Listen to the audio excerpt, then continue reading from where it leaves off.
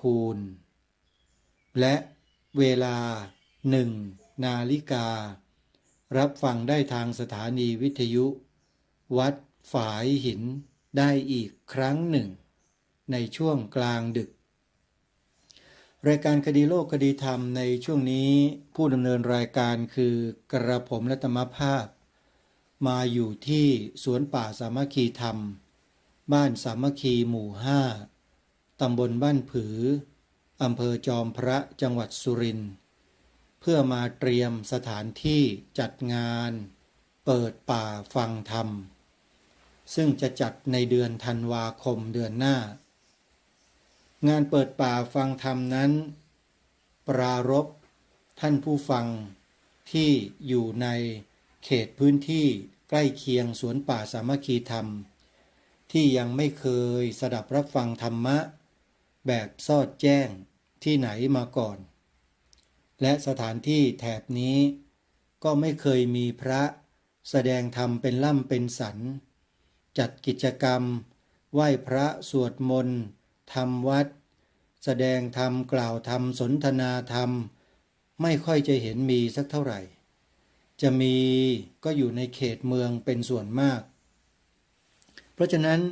ในเขตพื้นที่ที่สวนป่าสามัคคีธรรมอยู่นี้เป็นพื้นที่ชาวนาที่ทำการเกษตร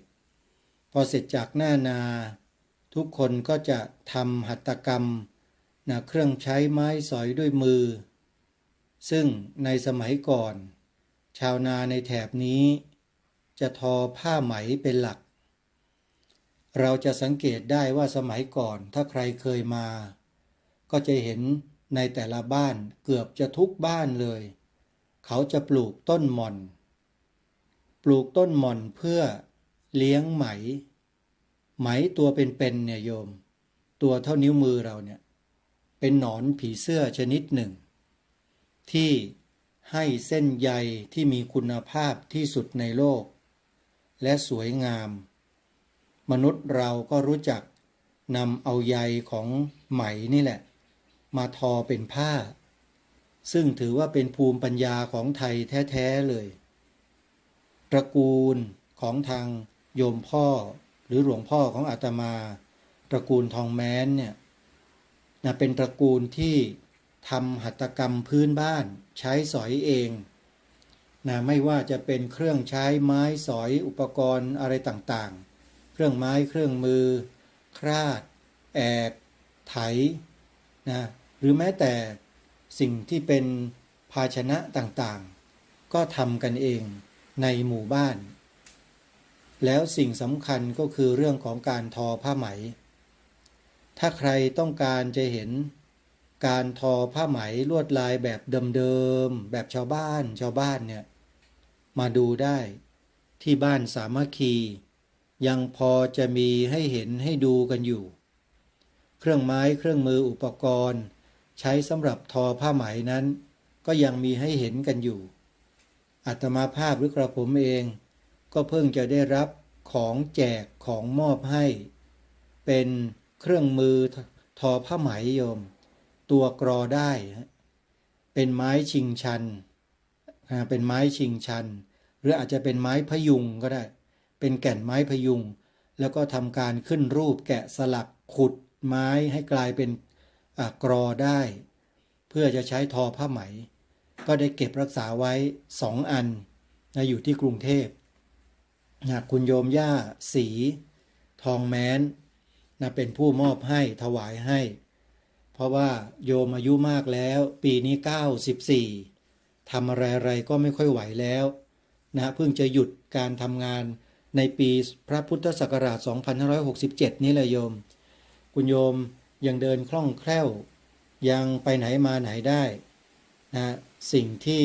เสื่อมสภาพไปก็คือโสตประสาทะหรือโสตประสาทในที่นี้ก็คือหูตึงโยมอายุ94แล้วก็ย่อมเป็นธรรมดาของสังขารร่างกายคนเรามันก็เสื่อมไปเป็นธรรมดาอนิจจังวตสังขาราบทสวดท่านกล่าวไว้อย่างนั้นซึ่งเป็น พระธรรมคำสอนของพระสัมมาสัมพุทธเจ้าของเรานั่นเองหลักของอนิจจังทุกขังอนัตตาเนี่ยเป็นหลักแห่งปัญญาสัมมาทิฏฐิใครไม่ต้องบรรลุอะไรหรอกครับไม่ต้องไปถึงนิพพานหรอกฮะก็เป็นสัมมาทิฏฐิได้ด้วยการศึกษาเล่าเรียนเขียนอ่านทำความเข้าใจให้ปรากฏแก่ปัญญาของตนเองว่าทุกสรรพสิ่งมีการเกิดขึ้นเป็นธรรมดาแล้วก็ย่อมดับไปเป็นธรรมดาคือเกิดขึ้นตั้งอยู่และดับไปทั้งสิ้นไม่มีอะไรเหลือแม้แต่ชิดนิ้นเดียวไม่มีนะนี่คือสัจจะความจริงที่พระสัมมาสัมพุทธเจ้าตรัสรู้เห็นด้วยพระองค์เองแล้วทรงนำมาถ่ายทอดให้แก่พวกเราได้ปฏิบัติตามแต่น่าเสียดายว่าที่สวนป่าสามัคคีธรรมที่อาตมาภาพอยู่อาศัยอยู่เนี่ยชั่วคราวมาดูแลต้นไม้เนี่ยนะฮะเราไม่มีบุคลากรในการอบรมพร่ำสอนในเรื่องของสัจธรรมความจริงตรงนั้นถ้ามีก็คงจะเป็นประโยชน์ไม่น้อยเลยทีเดียวถามว่าถ้าอาตมาภาพจะมาอยู่ที่นี่ล่ะทำได้ไหมทำได้แล้วก็อาจจะทำได้ไม่ค่อยดีมากเท่าไหร่เพราะเนื่องจากว่าเรื้อเวทีมานานเรื้อเวทีในที่นี้ไม่ใช่หมายถึงขึ้นชกมวยนะโยมเป็นข้ออุปมาให้ฟังเรื้อเวทีก็หมายความว่าไม่ได้สอนกรรมฐานมา30 ปีเศษแล้วโยม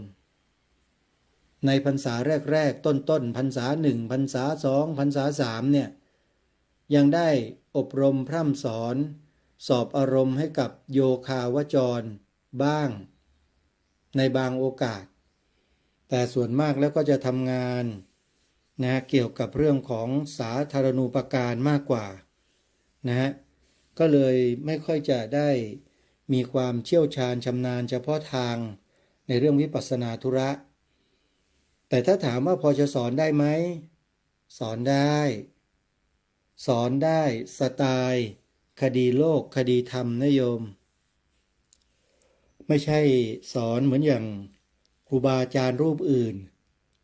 ที่เขามีความรู้มีความสามารถมีประสบการณ์ดีแล้วท่านก็จับเฉพาะเรื่องของวิปัสสนาธุระอย่างเดียวซึ่งมันก็แตกต่างกันเยอะแต่ถามว่าถ้ามีความจำเป็นสอนได้ไหมสอนได้วิปัสสนาธุระ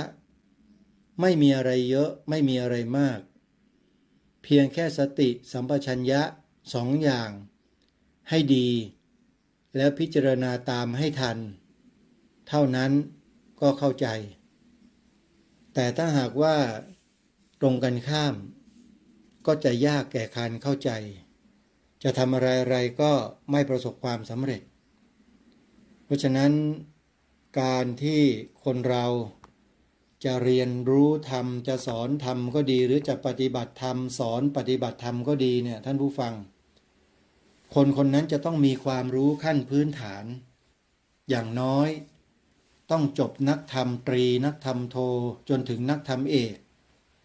เพราะในตำรานักธรรมเอกเนี่ยจะมีการเรียนการสอนเรื่องสมถะวิปัสสนาด้วยก็จะได้นำเอาความรู้ตรงนั้นแหละมาถ่ายทอดมาบอกมาสอนญาติโยมสาธุชนพระภิกษุสามเณรที่มีความเพียรพยายามต้องการจะศึกษาเรียนรู้พระธรรมคำสอน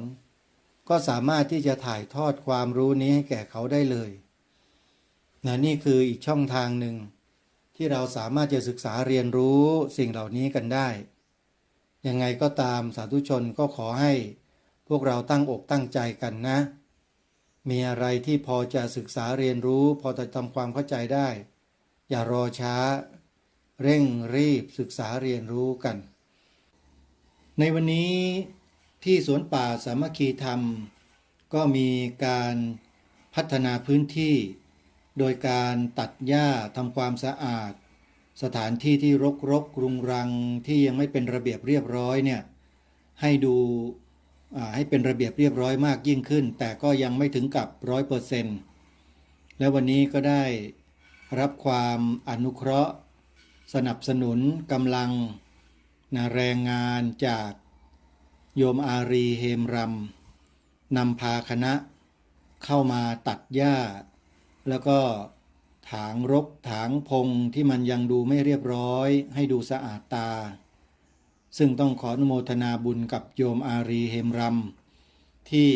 สนับสนุนสวนป่าสามัคคีธรรมของเรามาโดยตลอดใช้กำลังกายใช้กำลังใจใช้กำลังสติปัญญาความสามารถของตนเองเข้ามาช่วยงานสวนป่าสามัคคีธรรมอยู่เนืองนิดและในครั้งนี้วันนี้ก็นำคณะมาทั้งหมด3 คนเป็นลูกชาย1 คนแล้วก็เป็นคนงานที่ช่วยเหลืองานการอยู่ที่ร้านค้าซึ่งขายตลาดนัดอยู่ตามจังหวัดสุรินทร์ในอำเภอต่างๆในนามของมนุษย์รากหญ้ายอดพ่อค้าหัวใจทรนงอารีเฮมรำนั่นเองภรรยาของคุณโยมอารีคือโยมวันทองเฮมรำมาช่วยงานก่อนหน้านี้ก็ประสบอุบัติเหตุลื่นล้มจนข้อมือหักแล้วก็เข้าเฝือกอยู่ในขณะนี้ต้องขอแสดงความเสียใจกับเหตุการณ์ที่เกิดขึ้นด้วยซึ่งเป็นอุบัติเหตุไม่มีใครตั้งใจให้เกิดนะโยมนะก็ขอแสดงความเป็นห่วงแล้วก็ขอให้หายไวๆโยมแล้วก็ขอให้สุขภาพแข็งแรงให้ดียิ่งขึ้นไปวันนี้สวนป่าสามัคคีธรรมกำลังพัฒนาพื้นที่เพื่อเตรียมรองรับกิจกรรมที่กำลังจะเกิดมีขึ้นในเดือนธันวาคมศกนี้2567นั่นก็คืองานปลูกป่าฟังธรรมงานปลูกป่าฟังธรรมคืองานกิจกรรมที่เราทำร่วมกันระหว่างพระสงฆ์กับฆราวาสญาติโยมเป็นการจัดแสดงธรรมในระยะที่ยาวนานตลอดทั้งคืนตั้งแต่ช่วงค่ำของอีกวันหนึ่งไปจนถึงรุ่งเช้าของอีกวันหนึ่งภาษาทางอีสานเขาจะใช้เรียกชื่อกิจกรรมนี้ว่าเทศซอดแจ้งหลายท่านหลายคนคงจะเคยได้ยินคำนี้ท่านอาจารย์พระครูดมวรานุวัตรท่านจะใช้คำนี้บ่อยและท่านเองก็เป็นหนึ่งในต้นตำรับของการจัดกิจกรรมเทศนาซอดแจ้งท่านทำอยู่เป็นประจำในปีหนึ่งที่วัดท่านเนี่ยอย่างน้อยก็จัดกิจกรรมเทศซอดแจ้งเนี่ยนะ1 ครั้งอย่างน้อยนะบางโอกาสก็มีถึง2 ครั้งต่อปีหรืออาจจะเป็น3 ครั้งก็ได้ยังไม่นับธรรมสัญจรที่ออกไปนอกสถานที่นอกพื้นที่เช่นพระธาตุพนมพระธาตุนาดูลพระธาตุขามแก่นแล้วก็พระธาตุสำคัญอีกหลายๆแห่งก็จะไปจัดกิจกรรมลักษณะเดียวกันนี้เทศซอดแจ้งนะโยมนะการเทศซอดแจ้งก็คือการแสดงธรรมตลอดทั้งคืนโดยมีพระสงฆ์สลับหมุนเวียนกันแสดงธรรมท่านละไม่เกิน1 ชั่วโมงตั้งแต่เวลาประมาณ1 ทุ่มตรงเป็นต้นไปจนถึงรุ่งเช้าประมาณตี 5 6 โมงเช้าก็พักผ่อนแล้วก็มาร่วมทำบุญตักบาตรกันในช่วงเช้ามีกิจกรรมมอบทุนการศึกษาให้กับเด็กนักเรียนในหมู่บ้านด้วยแล้วก็มีอาจจะมีการบวชต้นไม้โยมการบวชต้นไม้เพื่อแสดงให้ทุกคนได้เห็นถึงความสำคัญว่าต้นไม้นั้นไม่ได้ทำพิษทำภัยเป็นพิษเป็นภัยกับมนุษย์มีแต่จะช่วยเหลือเกื้อกูลมนุษย์มาตั้งแต่ดึกดำบรรพ์ตั้งแต่สมัยโลกนี้เกิดขึ้นนู่นแหละต้นไม้ไม่เคยสร้างความเสียหายอะไรให้กับมวลมนุษยชาติเลยเป็นที่พึ่งที่อาศัยของสัตวโลกทั้งหลายทั้งปวงมาช้านานดึกดำบรรพ์แล้วปัจจุบันนี้มนุษย์เราไปให้ความสำคัญกับเทคโนโลยีวิทยาศาสตร์สมัยใหม่ เราก็เลยลืมธรรมชาติของตัวเรากันเอง ต้นไม้ป่าไม้คือธรรมชาติของสิ่งมีชีวิตที่ต้องพึ่งพาอาศัยธรรมชาติเหล่านั้นถ้าหากว่ามนุษย์ไปทำลายธรรมชาติท่านสาธุชนก็ลองคิดดูแล้วกันว่ามนุษย์จะต้องพบเจอกับอะไรแล้วก็เจอกันมาหลายต่อหลายครั้งแล้วนะดังไปทั่วกันทั้งโลกนะดินถล่มภูเขาไฟระเบิดน้ำท่วมพายุหมุนพายุเฮอริเคนทอร์นาโดเกิดภัยพิบัติสึนามิอะไรต่างๆเหล่านี้ไฟป่าบ้างอะไรบ้างล้วนแล้วแต่เกิดจากการทำลายทรัพยากรธรรมชาติป่าไม้แหล่งน้ำต่างๆมนุษย์ก็ได้รับความเดือดร้อนตามมาเป็นเหตุเป็นปัจจัยซึ่งกันและกันเช่นนั้นคือกระทำสิ่งใดก็ต้องจะได้รับผลเช่นนั้นท่านผู้ฟังแต่มีมนุษย์จำนวนมากที่ไม่ได้ทำเช่นนั้นเลยแต่กลับได้รับผลกระทบจากเหตุเพศภัยนั้นด้วยอันนี้ต้องยอมรับอย่างหนึ่งว่ามันเป็นกรรมของสังคมไม่ใช่กรรมของคนใดคนหนึ่งเพราะถือว่าทุกคนอยู่ร่วมกันเป็นหมู่เป็นคณะเป็นพวกเดียวกันเมื่อใครคนใดคนหนึ่งกระทำความผิดทำไม่ดีต่อธรรมชาติเวลาเขาลงโทษเขาไม่ได้ลงโทษคนที่ทำนะแต่ลงโทษสมาชิกในสังคมทั้งหมดเพราะถือว่าอยู่ภายใต้การดูแลปกครองของคนที่กระทำพูดอย่างนี้จะติดคุกไหมเนี่ยโยมใครกระทำก็ไม่รู้โค่นไม้ทำลายป่ากันทั้งภูเขาทั้งลูกบางทีกินไป3 จังหวัดเลยทำลายป่าไม้กันทั้งประเทศเลยโยมแล้วใครล่ะที่ทำได้เช่นนั้นทำได้คราวละมากๆทำได้คราวละเยอะๆทำแล้วก็ไม่ผิดกฎหมายโยมใครเนาะทำอย่างนั้นได้นั่นแหละเวลาธรรมชาติเขาแปรปรวนเปลี่ยนแปลงคนเหล่านี้มักจะไม่โดนลงโทษนะแต่ประชาชนคนทั่วๆไปที่อาศัยอยู่ตามพื้นที่ต่างๆทำมาหากินเป็นชาวไร่ชาวนาชาวสวนตั้งบ้านตั้งเรือนกันอยู่ในหุบเขาใกล้ๆเชิงเขาริมแม่น้ำเหล่านี้พอมีภัยพิบัติขึ้นมาก็โดนกันทั้งหมู่บ้านโดนกันทั้งตำบลแต่คนที่เป็นต้นเหตุให้เกิดการทำลายล้างธรรมชาติอย่างมโหฬารเนี่ยนู้นนอนอยู่ตึก88 ชั้นนู่นนะโยมกลับไม่โดนฮะ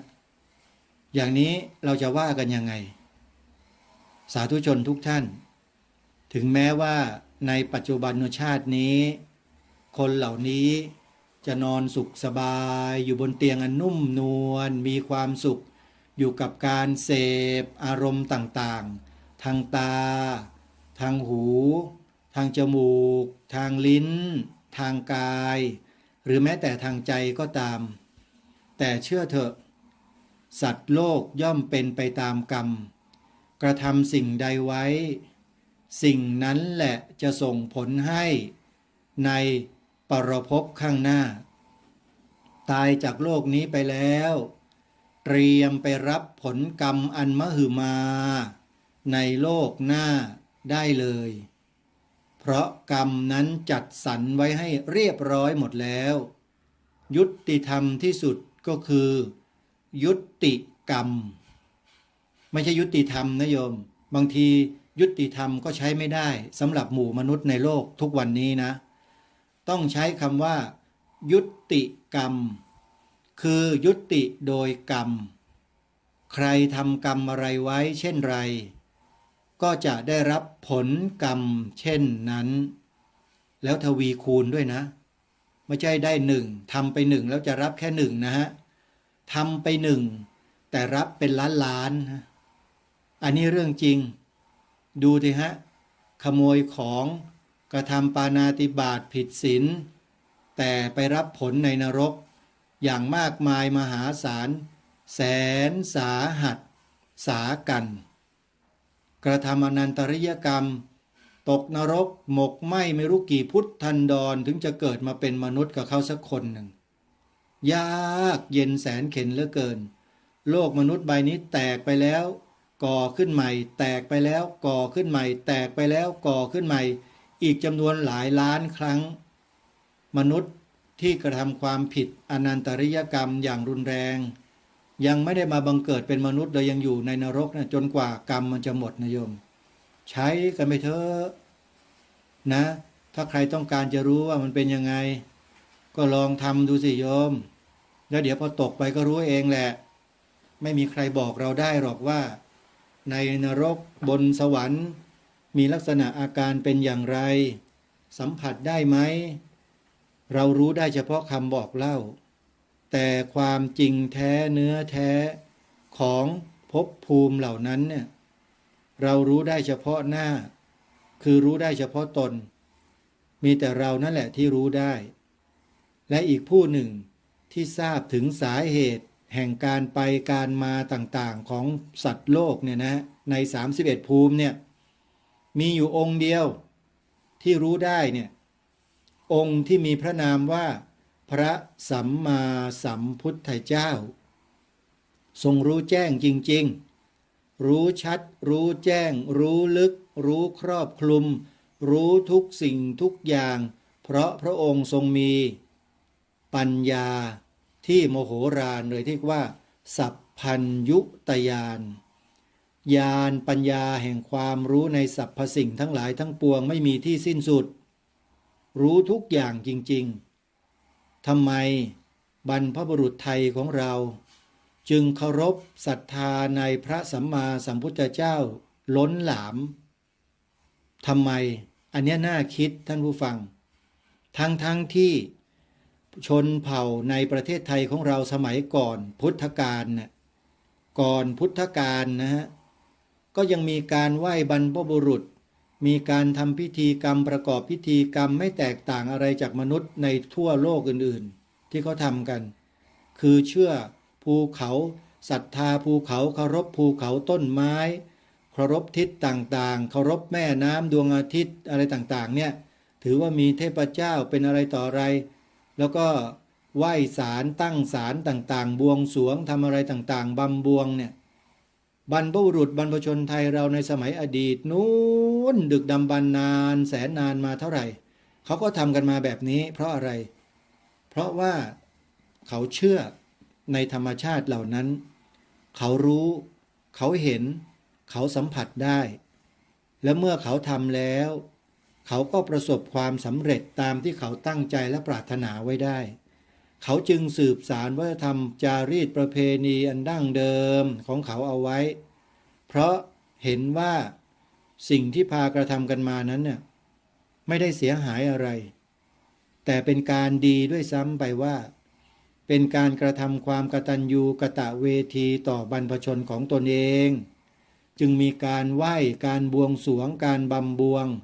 ถึงผู้ที่อยู่ข้างบนจะเป็นใครอย่างไรอาตมาภาพไม่ทราบ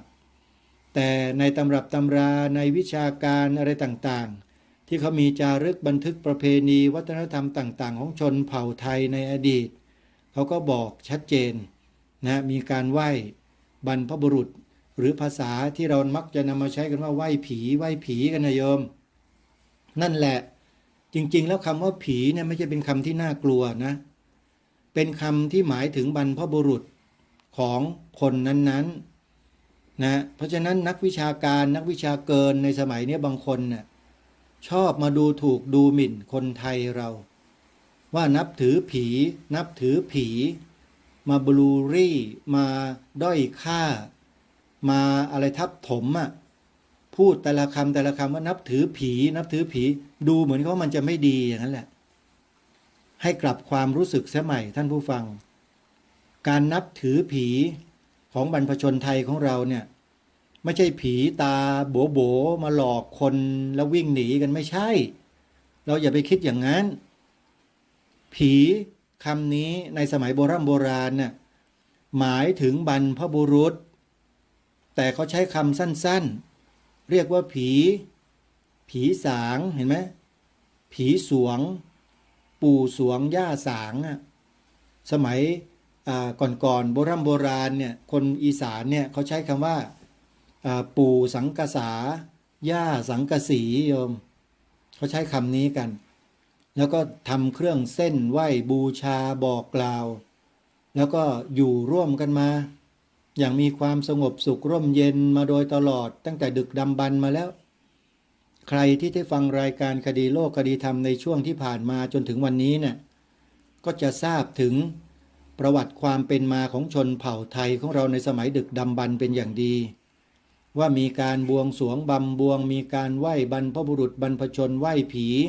นับถือผีนั่นแหละก็คือบรรพบุรุษนั่นแหละมาโดยตลอดเลยถ้าใครศึกษาในตำรับตำราที่มีชื่อว่าหนังสือพุทธศาสนสุวรรณภูมิปกรณ์น่ะก็จะทราบในข้อนี้เป็นอย่างดีและไม่ใช่ทราบอย่างเดียวอาจจะเกิดความภาคภูมิใจในตัวเองด้วยว่าบรรพบุรุษไทยเรา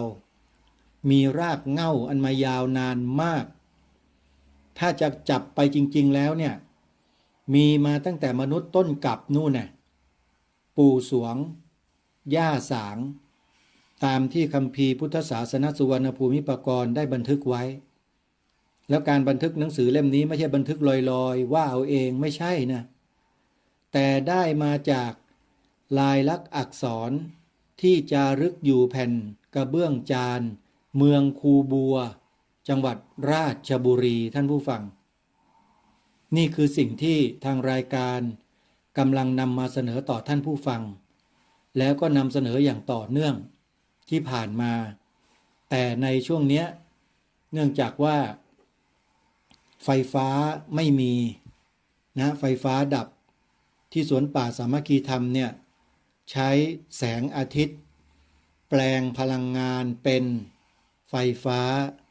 แล้วนำมาใช้งานแต่เนื่องด้วยว่าระบบวงจรของแผงโซลาร์เซลล์ของชุด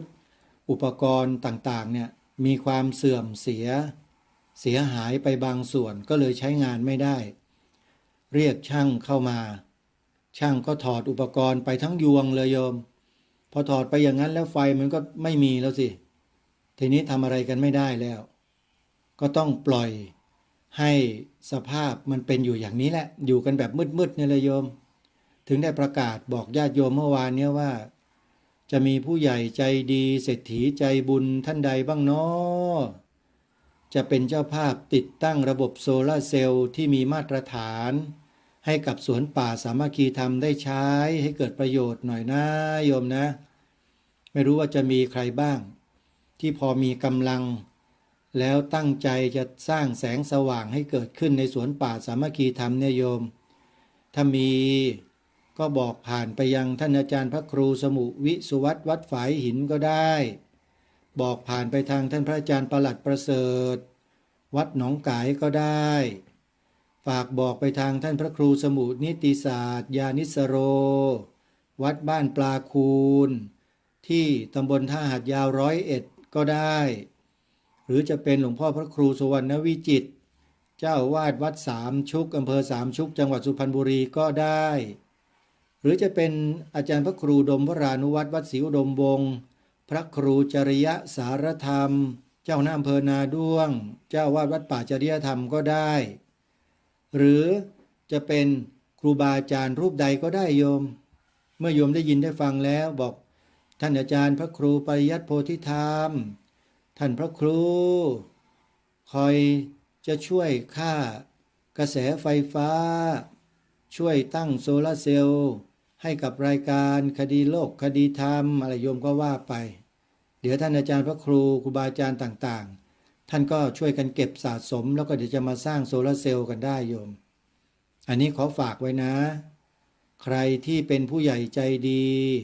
เศรษฐีใจบุญจะรับเป็นเจ้าภาพติดตั้งระบบโซลาร์เซลล์ที่มีความเสถียรในการใช้งานนะโยมก็ติดต่อมาที่อาตมาภาพได้เลยแต่ถ้าหากญาติโยมจะร่วมสมทบเป็นบุญเป็นทุนในการสร้างระบบไฟฟ้าโซลาร์เซลล์ก็สามารถโอนปัจจัยเข้ามาทำบุญด้วยตนเองก็ได้นะโยมนะโอนปัจจัยมาที่บัญชีธนาคารไทยพาณิชย์ธนาคารไทยพาณิชย์สาขา บางลำพูเลขบัญชี114914987ชื่อบัญชีพระประหลัดนรงค์ฤทธิ์โยมอนุโมทนาบุญทุกท่านในวันนี้ทางรายการยังคงไม่ได้นำเสนอบทความในหนังสือพุทธศาสนสุวรรณภูมิปกรณ์นะโยมนะเพราะไม่พร้อมเรื่องระบบไฟฟ้าจริงๆณขณะนี้อาตมาภาพกำลังใช้โทรศัพท์มือถือนี่แหละในการบันทึกเสียงออกอากาศญาติโยมที่ฟังอยู่เนี่ยเป็นเทปบันทึกเสียงนะโยมนะบันทึกก่อนหน้า1 วันเพราะเนื่องจากกระแสไฟฟ้าล้มเหลวใช้งานไม่ได้ก็ไม่รู้เหมือนกันว่าส่งอุปกรณ์ไปเคลมที่บริษัทจะรับไปเคลมจะไปจัดการดำเนินการกว่าจะแล้วเสร็จเนี่ยจะกี่วันกี่เดือนก็ไม่รู้ฮะก็เลยต้องอยู่อย่างเนี้ยไปโยมไม่มีไฟฟ้านะใครที่เห็นประโยชน์แล้วก็เห็นความสำคัญของการใช้อุปกรณ์เหล่านี้เพื่อประโยชน์แก่ผู้คนเนี่ยโยมก็ร่วมทำบุญกันมาได้นะโยมนะจะรับเป็นเจ้าภาพหลักก็ได้นะช่วยกันส่งเสริมให้มีไฟฟ้าได้ใช้ในกิจการต่างๆขออนุโมทนาบุญนะทุกท่านญาติโยมสำหรับงานกิจกรรมเปิดป่าฟังธรรมนั้นอาจจะมีหลายท่านมีข้อสงสัยว่าเป็นงานในลักษณะเช่นไรแล้วมีใครที่จะมาร่วมงานในที่มานี้บ้างก็ขอบอกเบื้องต้นไว้ก่อนนะว่างานนี้เป็นงานแสดงธรรมโยมเป็นการฟังเทศน์ฟังธรรมล้วนๆจะมีกิจกรรมอื่นน้อยมีไม่มากจะมีก็แต่ตอนช่วงเช้านะก็เช่นมอบทุนการศึกษาเด็กทำบุญตักบาตรแล้วก็ประกอบพิธีเปิดป่าแล้วก็เข้าเดินไปเยี่ยมชมในป่าเพื่อจะไปดูซิว่าในสวนป่าสามัคคีธรรมเนี่ยมีต้นไม้สำคัญคืออะไรบ้างและประโยชน์ของต้นไม้ที่ขึ้นอยู่ในป่าเนี่ยมีประโยชน์ต่อคนในสังคมอย่างไรบุคคลที่จะมาพาชมแล้วก็อธิบายให้ฟังต้นไม้แต่ละต้นเนี่ยเป็นพระสงฆ์โยมท่านรู้จักพันธุ์ไม้พื้นเมืองในแถวนี้เป็นอย่างดีโดยเฉพาะในสวนป่าเพราะท่านเป็นพระรูปหนึ่งที่เดินเข้ามาเก็บสมุนไพรบางชนิดไปรักษาโรคให้กับญาติโยมแปลว่าพระคุณเจ้ารูปนี้ท่านรู้เรื่องสมุนไพรใบยาและในสวนป่าสามัคคีธรรมเนี่ยมีสมุนไพรใบยาอยู่เยอะมากแต่อาตมาภาพเจ้าของสวนป่าสามัคคีธรรมไม่รู้จักเลยว่าต้นอะไรบ้างเพราะไม่ได้ศึกษาเรียนรู้เรื่องพวกนี้มาโยมก็เป็นเรื่องปกติเห็นต้นไม้ก็มองดูแล้วก็สัมผัสดูใกล้ชิดดูจับดูแต่ไม่รู้ว่าชื่ออะไรเป็นอย่างนี้แหละเยอะเลยจะรู้เป็นบางต้นเท่านั้นนะบางต้นเช่นต้นเข็งอย่างเนี้ยรู้ต้นลำดวนอย่างเนี้ยรู้มหาดรู้แล้วต้นไม้ที่ปลูกใหม่ๆทั้งหมดเลยรู้หมดเลยโยมมองดูก็รู้เลยแต่ที่อยู่ในป่าเนี่ยโยมเป็นต้นไม้แปลกๆซึ่งเราไม่เคยเห็นหรอกอยู่ในแถวหมู่บ้านแถวถนนไม่มีนะต้นไม้พวกนี้ไม่มีจะขึ้นอยู่ในตามป่าเท่านั้นส่วนจะเป็นต้นอะไรอย่างไรมีคุณสมบัติอย่างไรนั้นเดี๋ยวจะมีพระสงฆ์ท่านมากล่าวมาแสดงให้เราได้สดับรับฟังและได้รับทราบถึงต้นไม้ที่อยู่ในป่าร่วมกันแล้วท่านจะบอกถึงสรรพคุณด้วยว่าต้นไม้ต้นนี้ชื่อนี้มีสถานะเป็นอะไรเป็นยาเป็นอะไรต่างๆเหล่านี้ยาแก้โรคอะไรแล้วแก้ได้จริงหรือไม่แล้วจะต้องนำไปทำอย่างไรไปปรุงอย่างไรคือพระอาจารย์รูปนี้ท่านจะบอกได้หมดนะฮะ ยาสมุนไพรบางชนิดนะโยมถ้าเราไม่รู้สูตรอย่าไปทำกินเองเด็ดขาดตายเชียวนะการผสมยาสมุนไพรบางชนิดเนี่ยนะเขาใช้ปลายเล็บคนเราเนี่ยตักยาแล้วก็ใส่ลงไปผสมแปลว่ายาตัวที่ใช้ปลายเล็บตักเนี่ยเป็นยาที่มีความแรงมหาศาลเลยถ้ากินเยอะอาจจะเป็นโทษ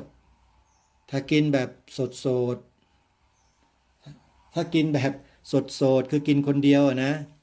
กินแบบพอดีมีความรู้เนี่ยก็จะได้รักษาโรคภัยไข้เจ็บได้เป็นอย่างดี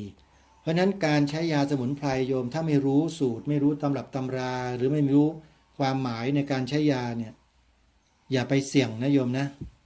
ถ้าเป็นสมุนไพรพื้นบ้านเช่นใบกระเพรามังรักข่าขิงตะไคร้ใบผักชีมะกรูดมะนาวหรือใบกระถินหรืออะไรผักต่างๆพื้นฐานที่เราอยู่ริมรั้วแล้วเราเก็บมากินกันเนี่ยไม่ต้องบอกเรากินเข้าไปเถอะอันนี้ไม่อันตรายแต่ถ้าอยู่ในป่าดงดิบอยู่ในป่าทึบเนี่ยต้นไม้หลายชนิดนะโยมเป็นสมุนไพรชั้นเลิศเลยแต่ต้องใช้ในปริมาณที่พอเหมาะไม่ใช่ว่ารู้ว่าเป็นสมุนไพรปุ๊บตัดมาต้มกินกันตายทั้งบ้านระวังให้ดีเถอะอันนี้ไม่ใช่สาปไม่ใช่แช่งแต่เราต้องมีความรู้พอสมควรจึงจะสามารถใช้ประโยชน์จากผืนป่าเนี่ยได้และทางสวนป่าสามัคคีธรรมเองเนี่ยก็กำลังทำการศึกษาต้นไม้ที่อยู่ในป่านี่แหละว่าเป็นต้นไม้ที่มีคุณสมบัติอย่างไรนะและเมื่อรู้แล้วทราบแล้วก็จะอนุรักษ์ไว้ทำให้เจริญเติบโตแล้วถ้าเป็นไปได้ก็ขยายพันธุ์เขาขยายพันธุ์เลยฮะอยู่ในป่านี่แหละเมื่อเขาขึ้นเองในป่าได้เรานำไปขยายพันธุ์เขาก็ต้องขึ้นได้แน่นอนนะเพราะฉะนั้นในเรื่องของสวนป่าสามัคคีธรรมเนี่ยในช่วงเช้าก็จะมีกิจกรรมเปิดป่าเพื่อที่จะเข้าไปฟังธรรมข้างในเดี๋ยวจะมีพระสงฆ์รูปหนึ่งท่านกล่าวท่านแสดงธรรมอยู่ข้างในญาติโยมสาธุชนที่สนใจมาร่วมงานแล้วอย่าเพิ่งรีบกลับนะตอนเช้าอ่ะถ้าใครกลับก่อนเนี่ยพลาดโอกาสเลยนะเป็นโอกาสที่หายากมากที่จะมาเรียนรู้ต้นไม้ในป่าแท้ๆเลยว่าเป็นต้นไม้ชนิดใดมีคุณสมบัติอย่างไรนะท่านพระอาจารย์รูปหนึ่งท่านจะมาอธิบายขยายความให้กับสาธุชนที่สนใจได้สดับรับฟังกันในช่วงเช้านะฮะสำหรับกิจกรรมที่จะเชิญชวนญาติโยมมีส่วนร่วมก็คือร่วมกันสนับสนุนเป็นเจ้าภาพกิจกรรมงานสวนป่าสามัคคีธรรมของเราที่จะจัดในเดือนธันวาคมนี้โยมงานเปิดป่าฟังธรรมนะซึ่งอาตมาภาพเองได้ตั้งกองบุญเอาไว้ให้ญาติโยมได้มีส่วนร่วมกันส่วนแรกก็คือเต็นท์ฟังธรรมเต็นท์ฟังธรรมตอนนี้ได้ยังไม่ครบใครที่ทำบุญเต็นท์ฟังธรรมเพื่อมากางให้กับญาติโยมพุทธบริษัทของเราได้นั่งหลบน้ำค้างแล้วก็ฟังธรรมกันไปตลอดทั้งคืนโยมติดต่อผ่านมาที่อาตมาภาพได้เลยที่หมายเลขโทรศัพท์ที่จะบอกต่อไปข้างหน้าอีกกิจกรรมหนึ่งที่โยมจะทำบุญและมีส่วนร่วมได้แล้วก็มีคนนิยมทำบุญกันมากก็คือโรงทานอาหารน้ำดื่มอาตมาภาพเปิดทางบุญให้ญาติโยมนะใครที่มาตั้งโรงทานไม่ได้อยู่ไกลไม่สะดวกโอนปัจจัยมาทำบุญได้เลยโยมก็ต้องขออนุโมทนาบุญกับท่านยุทธนาครูบาเอกซึ่งเป็นปัจฉาสมณะดูแลท่านพระอาจารย์สมภพโชติปัญโยอยู่ในปัจจุบันเนี้ยท่านก็โอนปัจจัยมาร่วมสนับสนุนงานสวนป่าสามัคคีธรรมเรียบร้อยแล้วขออนุโมทนาบุญกับท่านพระอาจารย์ไว้ณโอกาสนี้เป็นอย่างยิ่งนะยังต้องการอีกนะโยมนะยังต้องการอีกนะในการที่จะเตรียมสถานที่จัดทำป้ายทำบอร์ดถวายเครื่องไทยธรรมอะไรต่างๆมากมายเลยโยมนะใครจะร่วมสนับสนุนนะอาตมาภาพ ก็โอนปัจจัยเข้ามาได้เลยนะที่บัญชีธนาคารไทยพาณิชย์หมายเลขบัญชี114 214 9897 114 214 9897อันนี้เป็นเบอร์บัญชีธนาคารไทยพาณิชย์ที่ญาติโยมจะร่วมบุญเข้ามาได้เลยหรือจะโอนทางพร้อมเพย์หมายเลขโทรศัพท์ก็ได้โอนเข้ามาได้ที่หมายเลข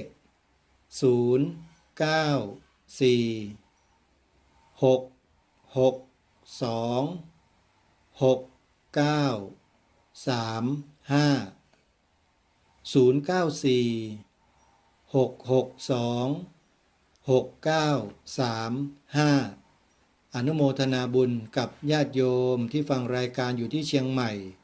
โยมแม่ท่านหนึ่งท่านบอกว่าไม่ประสงค์ออกนามขอร่วมทำบุญกับสวนป่าสามัคคีธรรมด้วย500 บาทอนุโมทนาสาธุอนุโมทนาบุญด้วยนะโยมนะก็ขอเชิญชวนศรัทธาสาธุชนมามีส่วนร่วมในกิจกรรมงานเปิดป่าฟังธรรมด้วยกันนะโยมนะซึ่งเราจะจัดงานในวันที่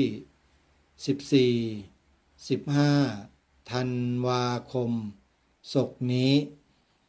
เรียนเชิญทุกท่านร่วมงานกันงานจะเริ่มตั้งแต่17 นาฬิกาเป็นต้นไปตลอดทั้งคืนจนถึงรุ่งเช้าที่เวลา6 นาฬิกาเมื่อถึง6 นาฬิกาแล้วก็จะพักผ่อนกันชั่วขณะ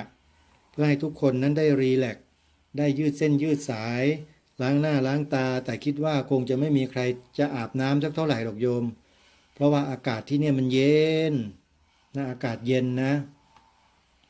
ก็ท่านใดอาจจะร่วมกิจกรรมก็ขอเชิญนะโยมนะอาตมาภาพยินดีต้อนรับทุกท่านและในการแสดงธรรมในค่ำคืนวันที่14 ธันวาคมเนี่ยอาตมาภาพก็ได้ทำการนิมนต์พระสงฆ์ไว้แล้วหลายรูปประมาณเกือบ10 รูปแล้วนะที่รับปากไว้โยม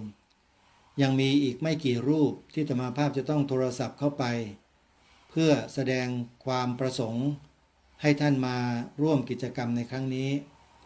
ส่วนจะได้ไม่ได้ท่านกิจภารกิจหรือไม่อย่างไรนั้นก็เป็นเหตุเป็นปัจจัยที่เราไม่สามารถจะห้ามได้โยมนะแต่ไม่เป็นไรเราก็มีพระคุณเจ้าที่มีความพร้อมทั้งทางด้านปริยัติแล้วก็ปฏิบัติที่จะมาให้ความรู้แก่พวกเราในกิจการงานเปิดป่าฟังธรรมในครั้งนี้และมีสิ่งหนึ่งที่ทางสวนป่าสามัคคีธรรมได้จัดทำเตรียมเอาไว้ก็คือแกลเลอรี่รูปภาพโยมเคยเห็นแกลเลอรี่ที่เขาจัดแสดงภาพโอโถงในสถานที่ใหญ่โตสถานที่ที่มีคลาสนะโยมนะเช่นตามโรงแรมดังๆตามหอนิทรรศการดังๆตามอะไรต่างๆที่มีชื่อเสียงนะโยมแต่แกลเลอรี่ของสวนป่าสามัคคีธรรมเนี่ยจัดกันในป่าเลยโยมแล้วโยมมาแล้วโยมจะเห็นอาตมาภาพฟังไอเดียของญาติโยมแล้วก็นึกขำอยู่ในใจเหมือนกันก็ดีนะอาตมาภาพว่าดีนะคือใครที่เคยมาเมื่อ5 ปีที่แล้วมาปลูกป่าเนี่ยก็จะได้มาเห็นภาพของตัวเองด้วยอาตมาจะนำภาพเหล่านั้นแหละที่โยมกำลังปลูกป่ากันอยู่นั่นแหละจะมาจัดแสดงให้ญาติโยมได้เห็นกันว่าในสมัยนั้นตรงนั้นนะเรามานั่งจุ้มปุ๊กเอาต้นไม้จิ้มลงไปในดินกันอยู่คือปลูกป่าปลูกต้นไม้โยมขออภัยนะใช้คำไม่ให้มันเครียดหน่อย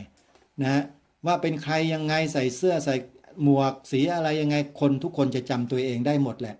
แล้วเราก็จะเห็นภาพเหล่านั้นแน่นอนอาตมาจะทำแกลเลอรี่ในป่าให้กับญาติโยมได้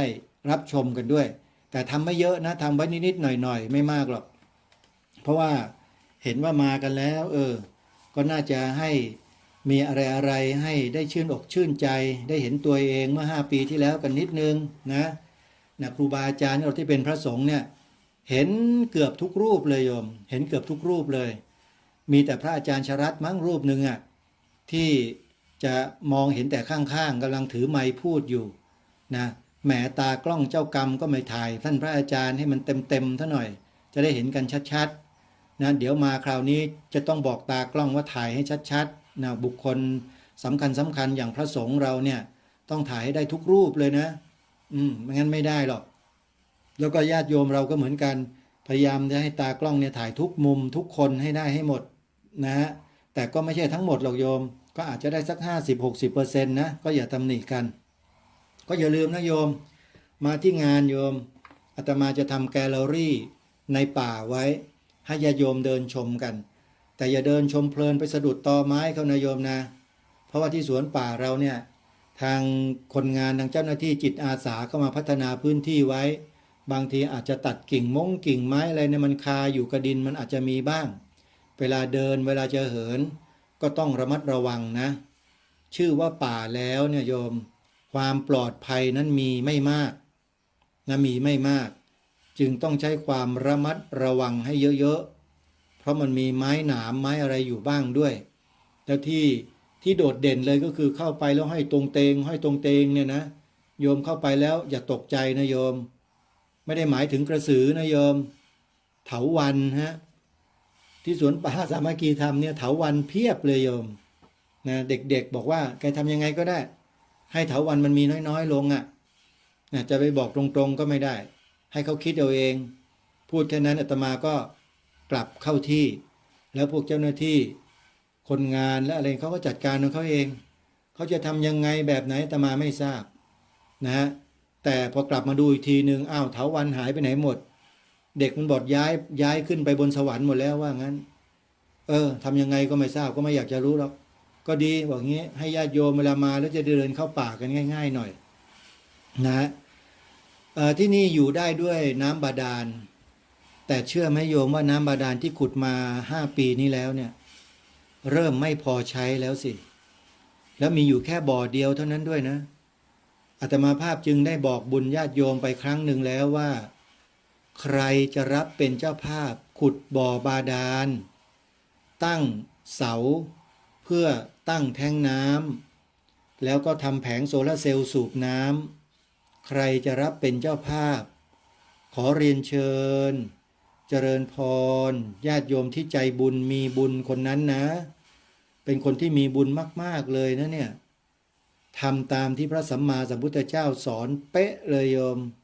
ขุดบ่อน้ำฮะปลูกป่าสวนป่าสร้างสะพานอะไรเหล่านี้พุทธเจ้าบอกว่าจะได้บุญทั้งกลางวันและกลางคืนนะคำสอนนี้มีอยู่ในวนโรปสูตรขอสาธุชนเข้าไปใน Google แล้วพิมพ์ชื่อนี้ได้เลยนะวนโรปสูตรนะสูตรที่ว่าด้วยป่าไม้นะโยมพระสัมมาสัมพุทธเจ้าได้รับคำถามจากอุบาสกหรือใครก็ไม่รู้แหละท่านหนึ่งบอกว่าจะทำยังไงถึงจะได้บุญทั้งกลางวันและกลางคืนเนี่ยพุทธเจ้าก็ตรัสบอกเลยในวนโรปสูตรหนึ่งในนั้นก็คือการปลูกสวนป่านี่แหละได้บุญทั้งกลางวันกลางคืนเลยโยมไม่ใช่อาตมาภาพได้คนเดียวนะญาติโยมที่มีส่วนร่วมไม่ว่าจะลงแรงอย่างเดียวหรือจะจ่ายปัจจัยถวายปัจจัยไว้อย่างเดียวก็ตามหรือทำทั้งสองอย่างก็ตามโยมได้บุญทั้งกลางวันกลางคืนเลยนะโยมนะอันนี้เรื่องจริงนะมีในพระไตรปิฎกนะโยมวนโรปสูตรวอแหวนนอหนูนะวนะไม่มีสระอะวนโรปสูตรว่าด้วยการปลูกป่าทำให้ป่าเจริญรุ่งเรืองหรือทำให้ชีวิตเจริญรุ่งเรืองขึ้นนะวนโรปนะชื่อก็บอกแล้วว่าวนก็คือป่านั่นเองก็เข้าไปดูกันญาติโยมเหลือบดูเวลาหมดซะแล้วท่านผู้ฟังก็คงต้องสมมุติยุติรายการไว้แต่เพียงเท่านี้ก่อนนะวันนี้ถือว่าโอกาสมาบ่นให้ฟังนะโยมนะใครจะโทรศัพท์มาที่อาตมาภาพเพื่อสอบถามรายละเอียดเพิ่มเติมนะก็โทรมาที่0942669335วันนี้เวลาของรายการหมดต้องขอสมมุติยุติไว้แต่เพียงเท่านี้พบกับรายการได้ใหม่ในวันพรุ่งนี้ขอความสุขสวัสดีจะมีแด่ท่านผู้ฟังทุกท่านทุกคนเถิดขอเจริญพร ที่จบไปแล้วนั้นเป็นรายการ คดีโลก คดีธรรม ดำเนินรายการโดย พระครูปลัดนรงค์ฤทธิ์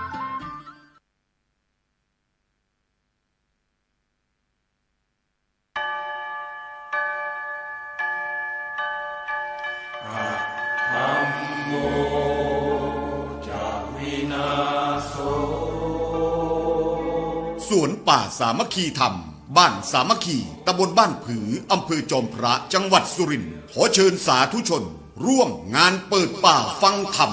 ในวันที่ 14 และ 15 ธันวาคม พุทธศักราช 2567 กำหนดการ 14 ธันวาคม 9 นาฬิกาเริ่มลงทะเบียน 16 นาฬิกา 30 นาทีทุกภาคส่วน